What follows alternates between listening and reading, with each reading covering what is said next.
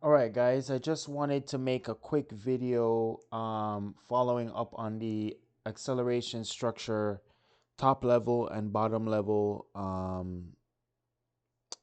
structures that we that we talked about in a previous video. So you know that we are working on the triangle script, and the top level acceleration structure always references the bottom level acceleration structure, right? So um from this script here that we've been playing with, that basically it generates a triangle, right? So you guys see the triangle, and that's all well. All right. So um, what I wanted to do is just in the previous video I talked about how this instance dot acceleration structure reference. Um, this is what connects the bottom level acceleration structure to the top level acceleration structure, right? So this is the create top level acceleration structure. And of course, the bottom level acceleration structure is sort of the raw data. In our case, it's the vertices of the triangle and things of that nature. And then the top level is like structure contains the scene's object instances. Okay. So I guess this bottom level acceleration structure is an instance. And of course, the top level has to reference that bottom level acceleration structure. Okay, so what I'm gonna do here is I'm gonna comment out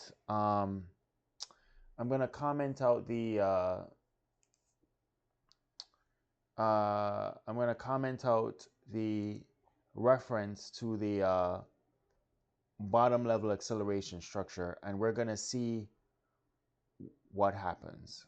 So it's building,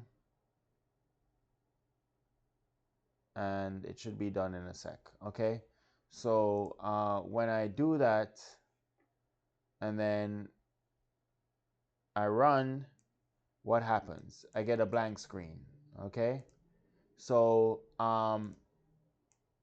this is just the reason I do this is just to basically highlight the fact that um, the relationship between the top level acceleration structure and the bottom level acceleration structure.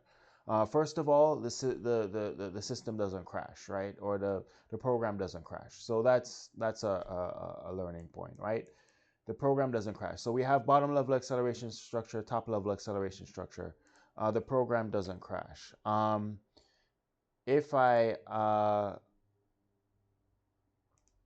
if I put back in the reference to the bottom level acceleration structure, um, we will get back our triangle. So I'm just gonna wait for it to build, and then we'll get back our triangle. Okay, so when we do it again now, we get back our triangle. Okay, so this is this is just another item that we could add to our understanding of the relationship between the top level acceleration structure and the bottom level acceleration structure. Notice they initialize this instance here, and then they add the reference here, right, to the bottom level acceleration structure, right? So remember now.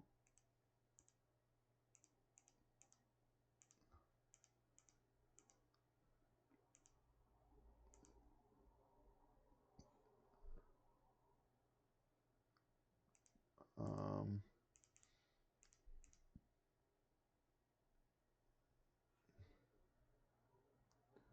where is it?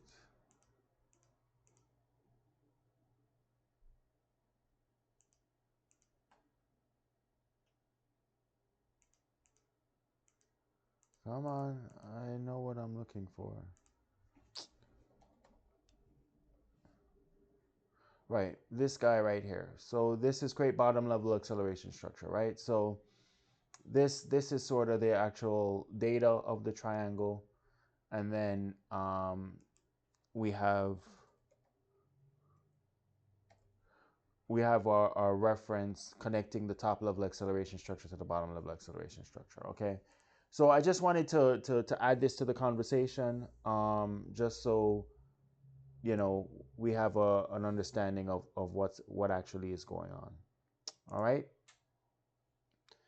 This is CUDA Education. If you want to join in on the fun, remember tutorial number 1 and tutorial number 13. Tutorial number 1 is to install the Vulkan SDK, and tutorial number 13 is to install all of these examples.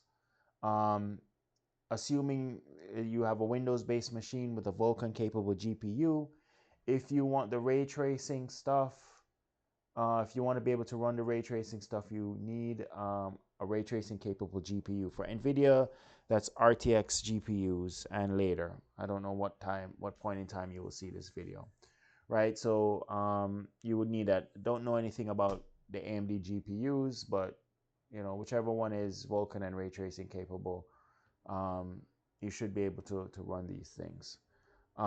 Thanks for watching. Get your friends together, work through this stuff. All you artists, all you creative people, start your journey in Vulkan. All right, guys, that's it.